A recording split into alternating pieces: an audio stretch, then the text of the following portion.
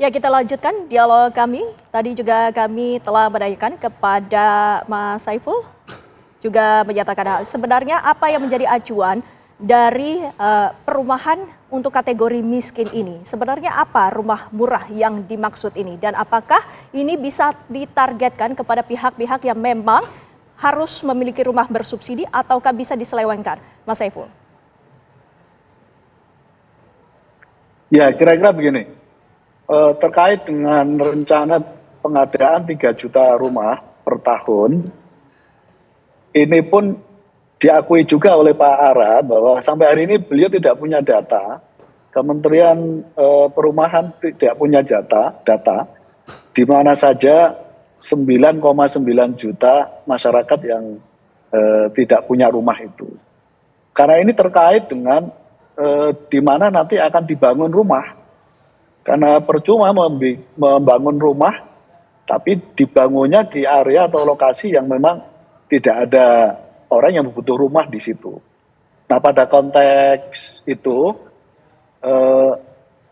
kita mendorong sekali lagi supaya pemerintah, dalam ini Pak Ara sebagai Menteri Perumahan, memastikan dulu konsolidasi terkait dengan pendataan 9,9 juta masyarakat kita yang belum punya rumah itu.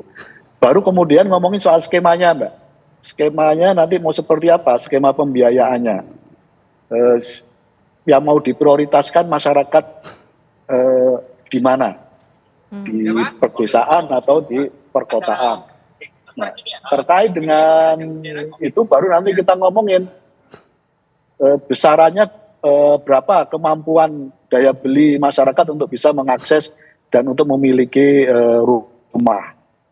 Nah, jadi di situ kira-kira kita baru bisa akan memastikan bahwa masyarakat miskin kita yang belum punya rumah bisa mengakses dan bagaimana nanti skema pembiayaan terkait dengan kepemilikan rumah yang subsidi yang akan diberikan oleh pemerintah ini.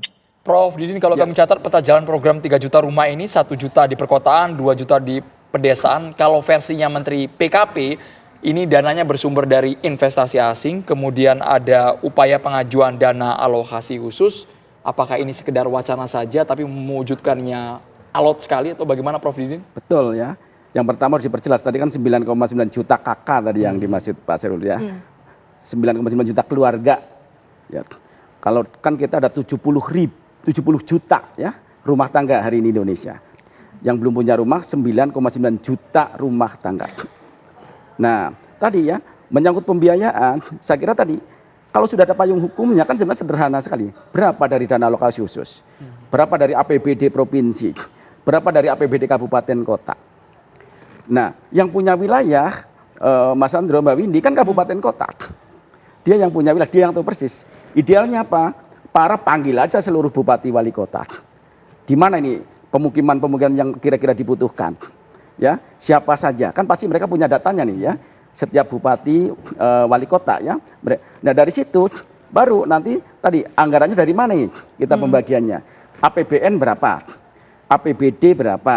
APBD provinsi berapa? APBD kabupaten kota berapa? Sisanya mungkin dari bantuan asing ya, tapi yang tidak mengikat. Nah, dengan demikian nanti kabupaten kota akan betul-betul menyiapkan betul ya, termasuk survei lokasinya tadi ya, kemudian menyiapkan orang-orangnya. Jangan sampai tadi Mas Andro ya yang mestinya dapat karena nggak bisa bayar uang muka dijual ke yang punya uang ya, tapi namanya tetap masih nama yang miskin tadi. Nah ini kadang-kadang kan begitu ya, kadang-kadang malah oknum-oknum maaf ya bisa beli 2 rumah 3 rumah dengan mengatasnamakan orang MBR ya. Padahal dia hanya beli kuotanya saja gitu loh Mas. Rumah layak huni itu yang gimana sih Prof?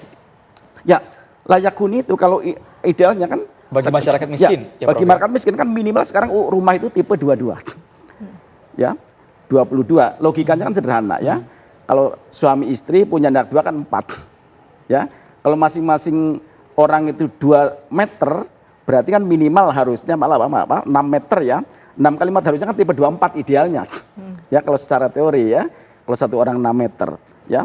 Makanya paling ideal sebenarnya kan satu orang kan 8 meter lah. Makanya rumah tipe 32 sebenarnya yang paling standar. Ya. Tetapi mungkin karena ini juga belum terjangkau sampai sekarang muncul rumah tipe 22 ya. Bahkan dulu Perumnas kan menyiapkan tipe 16 tuh Mas. Itu yang jelas tidak layak huni ya. Karena idealnya memang minimal lah tadi ya tipe 22 dan idealnya minimal tipe 32. Ya. Kalau satu orang 8 kali 4 gitu ya. Nah, ini juga guyonan saya gitu. Kalau rumahnya kecil kan tadi ya tipe 4 orang tipenya misalkan tadi tipe 21. Kamar cuma 1. Ya pasti jadi punya anak terus Mbak Windy kan gitu karena semua di situ gitu loh.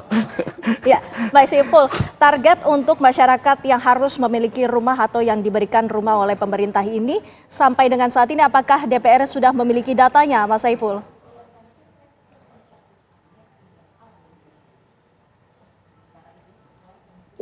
Belum. Itu yang tadi saya sampaikan. Pak Mas Ara sendiri masih konsolidasi terkait dengan pendataan ini. Tapi yang pasti data di BPS bisa menjadi rujukan menyangkut soal tadi sampaikan oleh Prof. Didin. Backlog kita 9,9 juta kepala keluarga yang belum punya rumah. Nah, sementara tadi ya, kalau kita kembali terkait dengan skema pembiayaan, APBN tahun 2025, anggaran kita hanya teralokasi 5 triliun. Yang biasanya rata-rata per tahun alokasi anggaran kita untuk pembangunan rumah itu antara 14 sampai 15 triliun. Nah, ini yang saya sebut, ini PR yang cukup serius yang harus dilakukan oleh Pak Ara. Dan tentu nggak mungkin dengan 5 triliun. Nah, ada skema akan melibatkan pihak konglomerat di Indonesia. Pertanyaannya potensinya berapa per tahun? CSR mereka kira-kira bisa membangun berapa? Kalau skemanya meminta bantuan dari asing juga berapa? Gitu.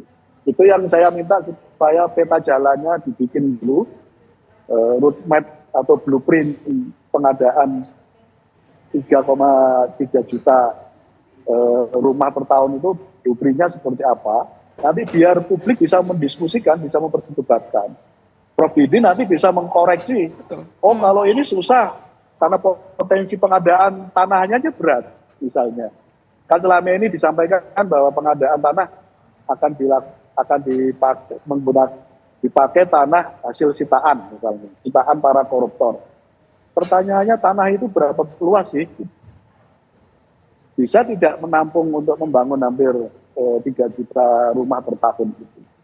Dan seterusnya. Apakah regulasinya mendukung tanah sitaan lalu bisa dibangun rumah? Jawabannya kita belum punya regulasi menyangkut soal itu. Nah, peta jalan atau blueprint itu sekaligus membahas terkait dengan apa regulasi yang mau direvisi, bagaimana proses pengadaan tanah harus dilakukan, penganggarannya mau diambil dari mana, dan seterusnya itu. Baik, kalau bayangan Prof. Didi skema pembiayaan seperti apa Prof? Agar tidak membebani negara tapi tepat sasaran juga di tengah masyarakat. Ya baik ya, kalau misalnya tadi lah kan stakeholder kan ABCD istilahnya kalau saya. A, akademisi lah diajak bicara ya. B-nya kan birokrasi udah jelas, pemerintah ya. Kemudian apa ABC, jenis komunitas ya. Komunitas di sini kan misalkan TNI ada koperasi ya. Dia suka bikin perumahan sendiri. Mungkin guru ada PGRI, dia juga bisa mungkin mengadakan perumahan sendiri ya. Kemudian misalkan kepolisian bisa bikin perumahan sendiri. Ketika semua komunitas ini dilibatkan itu kan jumlah beban pemerintah kan lebih ringan ya. A, B, C, D-nya media. Bagaimana media itu betul-betul bisa mengekspor bagaimana yang betul-betul dapat subsidi yang tepat sasaran. Ya, tadi jangan sampai tadi saya bilang ya, karena nggak punya uang dijual ke orang. Hanya tetap dia nggak punya rumah sampai generasi berapapun. Kemudian N-nya entrepreneur, pengusaha tadi. Nah, CSR itu ya, saya kira kalau misalkan tahun ini fokus pada pembangunan rumah. CSR di kabupaten kota. Kan bupatinya bisa bikin aturan. Ya. CSR ini 80% untuk bangun rumah.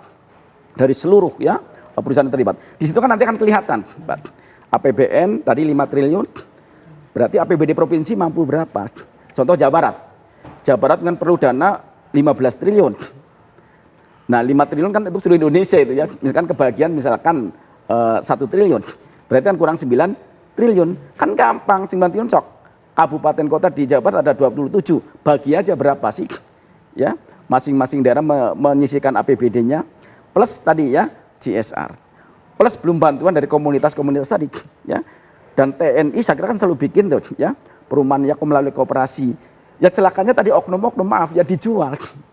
Sehingga kita TNI pensiun nggak punya rumah Mas Ando ya, karena dulu udah dijual duluan ke orang lain. Gitu. Baik. Kita tunggu implementasinya Gitu. rumah Betul. bagi masyarakat yang dikategorikan miskin ini seperti apa ke depannya di Indonesia. Terima kasih banyak Ya, siap. Aturun Prof Didin dan juga Bang Saiful sudah bergabung di Kabar Petang.